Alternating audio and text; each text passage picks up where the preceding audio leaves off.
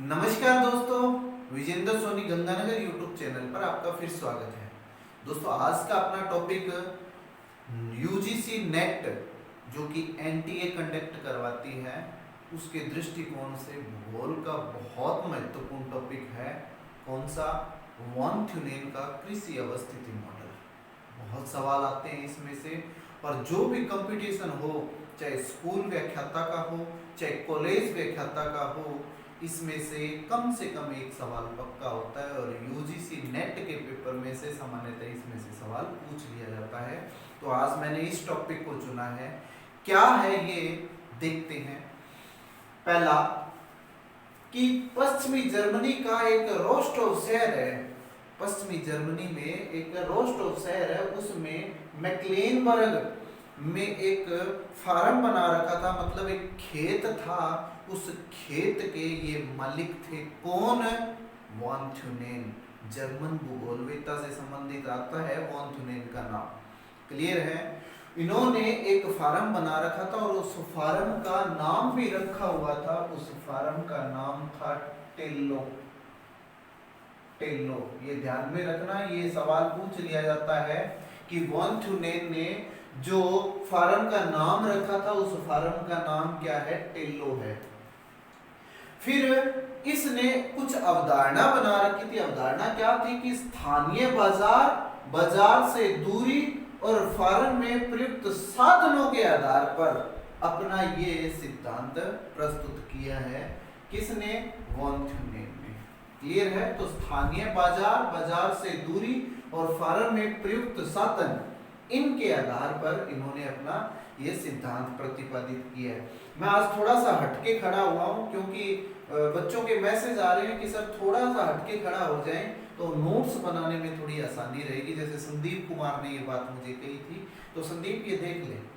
चलो, केंद्रीय स्थान सिद्धांत, ये पहला अवसर है। केंद्रीय स्थान सिद्धांत में ये पहला अवसर है कि कृषि से संबंधित यदि केंद्रीय सिद्धांत की बात की है तो वॉन थ्यूनेन ने की है। सबसे पहले बात किसने की है? कृषि से संबंधित केंद्रीय सिद्धांत में वॉन थ्यूनेन ने की है। और कब दिया था यह सिद्धांत? 1826 ईस्वी को ध्यान में रखना। 1826 ईस्वी में वॉन थ्यूनेन का कृषि अवस्थिति सिद्धांत किस पर आधारित है? केंद्रीय स्थान सिद्धांत पर आधारित है।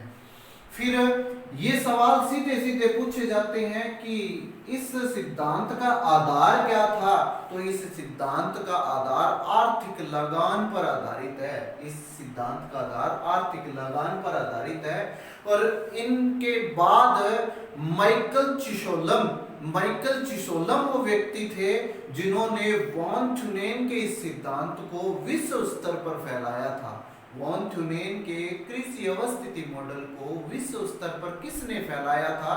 तो माइकल चिशोलम का नाम आता है। अब बात करते हैं कि वो कुछ मान्यताएं लेकर के चले थे। कौन है? Von Thünen. वॉन थ्यूनेन कुछ मान्यताएं लेकर के चले थे। वो मान्यताएं कौन सी थी? इनमें से सवाल आता है। पहला कि क्षेत्र भौतिक दशाओं के आधार पर समान हो। इसका अर्थ ये है कि वॉन थ्यूनेन ने जिस क्षेत्र की कल्पना की थी वो जलवायु के आधार पर, अपवाह क्षेत्र के आधार पर, मिट्टी के आधार पर एक जैसा होना चाहिए। ऐसा नहीं हो कि कहीं पर्वत है, कहीं मैदान है, कहीं पठार है, ऐसा नहीं। वो भौतिक आधार पर सारा का सारा क्षेत्र, यदि मैदान है तो मैदान ही होना चाहिए, यदि पर्वतीय है तो पर्वतीय होना चाहिए, पठार है तो पठार, मतलब भौतिक समानताएं होनी चाहिए पूरे के पूरे क्षेत्र में।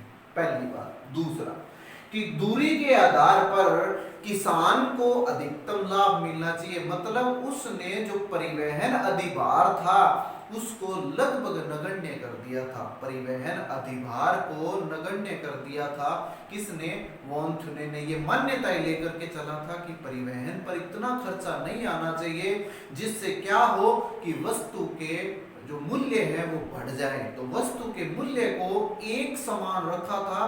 ये बड़ी इंपॉर्टेंट बात है कि चाहे मैं ये कहूं कि ये एक केंद्र मान लो ये केंद्र है, इस केंद्र से ये ए स्थान है, ये बी स्थान है, ये सी स्थान है।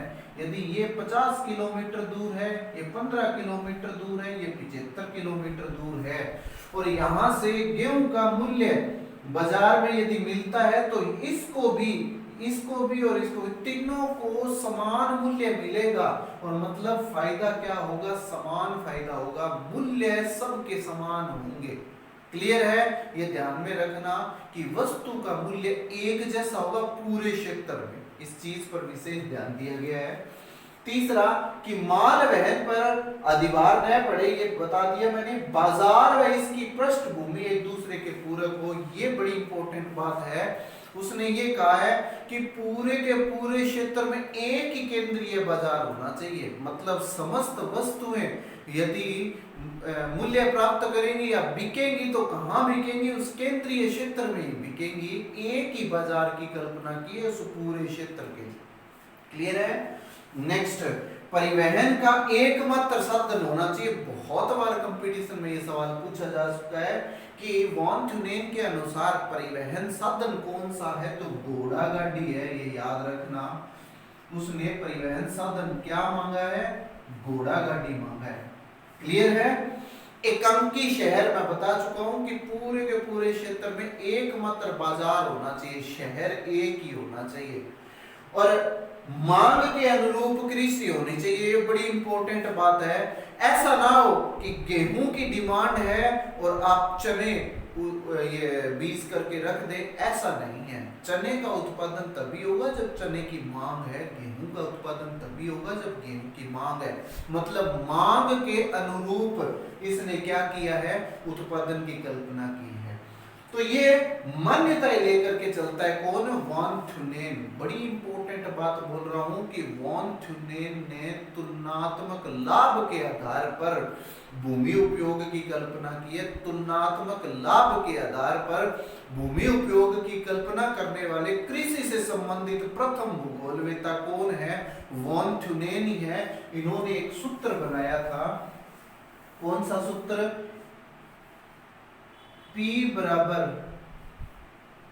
V minus E plus T, E plus T.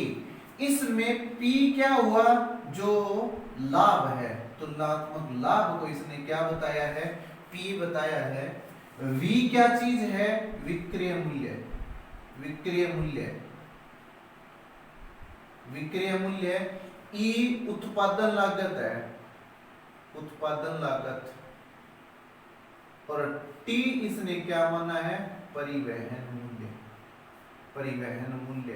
तो इस चीज को ध्यान में रखना। ये सूत्र पूछा जाता है PVET, P बराबर V minus E plus T, ये ध्यान में रखना है। ये सूत्र पूछा जाता है, वॉन थ्यूनेन ने इस सूत्र की कल्पना की है। और PVET का मतलब क्या होता है, तुलनात्मक लाभ के आधार पर इसने चर्चा की है। किसमें, कृषि के क्षेत्र में, कृषि के क्षेत्र में भूमि उपयोग से संबंधित तुलनात्मक लाभ की कल्पना करने वाले विश्व के प्रथम भूगोलवेत्ता कौन है, वॉन थ्यूनेन ही है। और सबसे महत्वपूर्ण इसने जो कारक बताया है, वो कारक इसने दूरी बताई है। ये भी सवाल बड़ा इंपॉर्टेंट बनता है कि वॉन थ्यूनेन ने सबसे महत्वपूर्ण कारक क्या बताया है, तो उसने दूरी बताया है। दूरी क्यों बताया है, क्योंकि इसने इस आधार पर, दूरी के आधार पर दो परिकल्पना की है, दो परिकल्पना की है। पहली परिकल्पना क्या है कि यदि संगनता देखें, कृषि क्षेत्र की संगनता देखें, तो वो हमेशा बाजार के समीप होगी। संगनता बाजार के समीप होगी। बड़ी इंपॉर्टेंट बात है ये कि कृषि के क्षेत्र की संगनता मतलब ज्यादा से ज्यादा कृषि क्षेत्र कहाँ मिलेंगे, बाजार के समीप मिलेंगे। और यदि हम बाजार से जैसे जैसे दूर जाएंगे, जो जो दूर जाते रहेंगे, तो भूमि उपयोग की प्रवृत्ति में परिवर्तन आता रहेगा। भूमि उपयोग की प्रवृत्ति में परिवर्तन ये जैसे जैसे हम बाजार से दूर जाते जाएंगे, भूमि उपयोग की प्रवृत्ति में परिवर्तन आता जाएगा। ये दो मान्यताएं लेकर के चला है कौन? Von Thunen. और वॉन थ्यूनेन ने इस आधार पर बताया क्या है? इस आधार पर वॉन थ्यूनेन ने बताया है कि कुल 6 कृषि पेटियां होती है। ये इंपॉर्टेंट सवाल है, ये बहुत बार रिपीट हो गया कि वॉन थ्यूनेन ने कृषि पेटियां कितनी बताई है, तो आपने याद रखना है 6 कृषि पेटियां बताई है। 6 कृषि पेटियां बताई है। किसने? वॉन थ्यूनेन ने। कब बताई थी? 1826 में। कौन सी है मैं अभी बताता हूं। लेकिन 1925 ईस्वी में, 1925 में स्वीडन के एक भूगोलवेत्ता थे जिसका नाम था अल्फ जोनासन।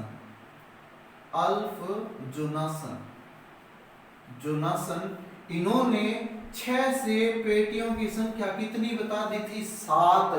तो ये ध्यान में रखना, अल्फ जोनासन ने 7 बताई है। 7वीं पेटी किसने ऐड की है? अल्फ जोनासन ने। जो वॉन थ्यूनेन की 6 पेटियां थी उसमें 7वीं पेटी को ऐड करता है, लेकिन वॉन थ्यूनेन ने कितनी बताई है? 6 कृषि पेटियां बताई है, ये ध्यान में रखना है। अब कौन सी है ये पेटियां, वो हम जिक्र करते हैं, क्योंकि वो वॉन थ्यूनेन सकेंद्रीय वलय सिद्धांत को आधार बनाता है। सकेंद्रीय वलय सिद्धांत इसको आधार बनाता है। सकेंद्रीय वलय मतलब केंद्र में कोई बाजार मानेगा और उसके चारों ओर सकेंद्रीय पेटियों की वो कल्पना करेगा। वो कौन सी पेटियां हैं, मैं चित्र द्वारा अभी समझाता हूं। ये है वॉन थ्यूनेन द्वारा बताए गए 6 वलय क्षेत्र। देखिए वॉन थ्यूनेन ने क्या किया है? 2 कल्पना की है कि या तो किसी के केंद्र में कोई बाजार हो सकता है, एक बाजार के चारों ओर ये 6 वलय स्थापित हो, या फिर उसने कल्पना की है कि कोई एक प्रवाहित नदी है, नदी के चारों ओर क्या हो? ये वलय स्थित हो। तो दोनों में ही इसने कल्पना की, दोनों में सेम प्रतिरूप बताया कि नदी के चारों ओर, नदी से दूरी के संदर्भ में यदि कृषि क्षेत्र बढ़ेगा, कृषि उपयोग का क्षेत्र बढ़ेगा, तो वो भी इसी प्रतिरूप में बढ़ेगा, और केंद्र में बाजार होगा तो भी इसी प्रतिरूप में बढ़ेगा। तो वो 6 पेटियां कौन सी बताई है, ध्यान में कर लेते हैं। सबसे पहले इसने केंद्रीय नगर बताया, ये कोई पेटी नहीं है, केंद्रीय नगर की बात की है। पहली पेटी कौन सी है? बागाती कृषि की पेटी है, जिसको मैंने यहाँ पर ये स्टैंडिंग लाइन के अनुसार दिखाया हुआ है। बागाती कृषि में वे समस्त फसलें बोई जाएंगी जो जल्दी से खराब हो जाएं, और इसलिए उनको वो खराब होने से बचाने के लिए तुरंत मार्केट तक पहुंचा दें। मतलब जो जल्दी से खराब होने वाली फसलें हैं वो बाजार के नजदीक बोई जाएंगी। क्लियर है? और इसमें क्या चीज और सम्मिलित है? मिल्क प्रोडक्शन, मतलब दुग्ध उत्पादन भी कहाँ होगा? बाजार के नजदीक होगा। तो ये ध्यान में रखना है, जितने भी बागान हैं, बागान प्लस दुग्ध उत्पादन कहाँ होंगे? बाजार के नजदीक पहली पेटी में होंगे। ये ध्यान में रखना, ये पेटियों का क्रम पूछा जाता है। नंबर 2 में वन भूमि होगी। ये बहुत बार रिपीट हुआ है सवाल कि जलाऊ लकड़ी कहते हैं, और जलाऊ लकड़ी ना कहा तो आपको इंग्लिश में भी पूछ सकते हैं कि फायरवुड और लंबरिंग। तो फायरवुड और लंबरिंग भी सीधा शब्द दे दिया, तो आपने वहां हिचकिचाना नहीं है। आपने ये याद रखना है कि वन भूमि की बात की है तो 2 नंबर पेटी में आएगा ये। क्लियर है? अब तीसरे में क्या है कि गहरी फसल बहुत इंपॉर्टेंट है। गहन कृषि की बात कहते हैं या गहरी फसल कहते हैं, एक ही बात है। इसमें मोस्ट इंपोर्टेंट चीज क्या है कि इसमें पड़ती भूमि नहीं होती, पड़त रहित भूमि है, ये पड़त रहित कृषि भूमि है, और इसमें 6 वर्षीय फसल चक्रण को अपनाया जाता है। इंपॉर्टेंट चीज है, 6 वर्षीय फसल चक्रण को अपनाया जाता है, पड़त भूमि होती नहीं है। नाम क्या है? गहन कृषि है, और कौन से में आता है? तीसरी पेटी में आता है। क्लियर है? चौथी पेटी में क्या होगा? चौथी पेटी में पड़त भूमि सम्मिलित हो जाएगी। चौथी भूमि कौन सी? फसली चक्र। फसली चक्र भी कितने वर्षीय? 7 वर्षीय। तीसरे में 6 वर्षीय था और चौथे में 7 वर्षीय फसली चक्र आ गया। इसमें पशुचारण तथा पड़त भूमि भी सम्मिलित हो जाएगी इसमें चौथे में। अब पांचवें की बात करते हैं। बहुत ही बार रिपीट हो गया यह कि तिहरा कृषि कर्मण कौन सी पेटी में अपनाया जाता है? तो आप कहेंगे पांचवी पेटी में अपनाया जाता है। क्या? तिहरा भूमि कर्मण कृषि। और इसमें क्या चीज होती है? इसमें ये होता है कि 1/3 भाग पर तो खाद्यान्न होता है।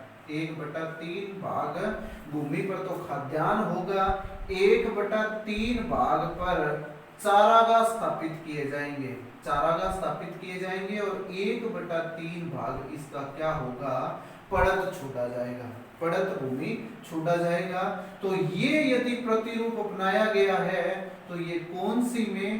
पांचवी पेटी में अपनाया गया। पांचवी पेटी में क्या? तिहरा कृषि कर्मण अपनाया जाता है। क्लियर है? अब बात करते हैं छठी में। तो छठी में आपने ध्यान रखना है पशुचारण की बात आएगी।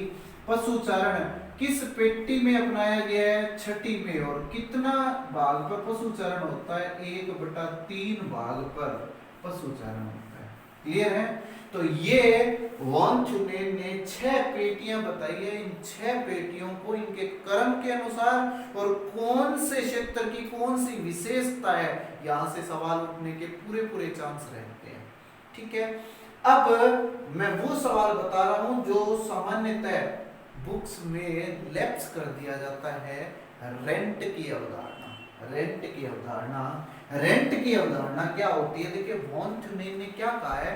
वॉन थ्यूनेन ने ये कहा है कि 2 फसलों के मूल्य समान हो सकते हैं। 2 फसलों के मूल्य समान हो सकते हैं, लेकिन दूरी के आधार पर इनका जो वहन होगा, मतलब दूरी के आधार पर इनका जो भाड़ा होगा वो बढ़ेगा।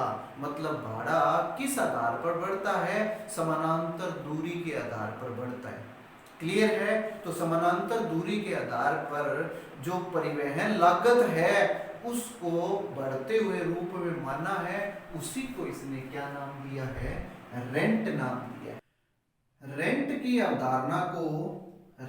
अवधारणा को सबसे पहले पिकार्डो ने स्थान दिया था। पिकार्डो ने रेंट की अवधारणा को सबसे पहले बताया था। इंपॉर्टेंट सवाल है। रेंट की अवधारणा को पिकार्डो ने सबसे पहले बताया था। और रेंट की अवधारणा को विश्व विख्यात करने वाला व्यक्ति कौन था? चिशोलम था। चिशोलम। आप ये नाम पहले भी पढ़ चुके हैं कि चिशोलम कौन है? जिसने वॉन थ्यूनेन के मॉडल को विश्व स्तर पर विख्यात किया था। क्लियर है? तो ये था वॉन थ्यूनेन का कृषि अवस्थिति मॉडल। अब करते हैं इसके प्रैक्टिस सेट। वीडियो के अंतिम पार्ट में हम करते हैं वॉन थ्यूनेन के कृषि अवस्थिति मॉडल से संबंधित कुछ सवाल लेकर के आया। मैं 5 सवाल लेकर के आया हूं। मैंने 4 के ऑप्शन ही नहीं दिए। आपने छांटने हैं कि वो सवाल के उत्तर क्या हैं। आप कमेंट बॉक्स में उसका उत्तर देंगे। पहला, ट्रक फार्मिंग कृषि किस पेटी में की जाती है? सोच समझ के उत्तर देना इसका। नंबर 2, वॉन थ्यूनेन के कृषि फार्म का नाम क्या था? नंबर 3, वॉन थ्यूनेन ने अपने सिद्धांत में कितने वलय बताए हैं? कितने वलय बताए हैं और उसमें वृद्धि किसने और कितनी की? वृद्धि किसने व कितनी की? ये आपका सवाल बनता है। तीसरा, चौथा, रेंट की अवधारणा सबसे पहले किसने बताई थी? रेंट की अवधारणा सबसे पहले किसने बताई थी? इसका सवाल का जवाब आपने देना है। पांचवा सवाल मिलान करने हैं। मैंने सूची 1 और सूची 2 बनाई है। सूची 1 और सूची 2 बनाई है। अब आपने सूची 1 के अनुसार 2 को सेट करना है। 2 का क्रम बनाना है आपने। सूची 1 में क्या है? कृषि पड़त भूमि सहित कौन सी पेटी में आता है वर्णन? तिहरा कृषि कर्मण, ये दूसरे नंबर पर है। ये किस पेटी में आता है? फिर पशुचारण किस पेटी में बताया गया है, वन भूमि किस पेटी में बताई गई है। ये आपने ये क्रम सेट करने हैं।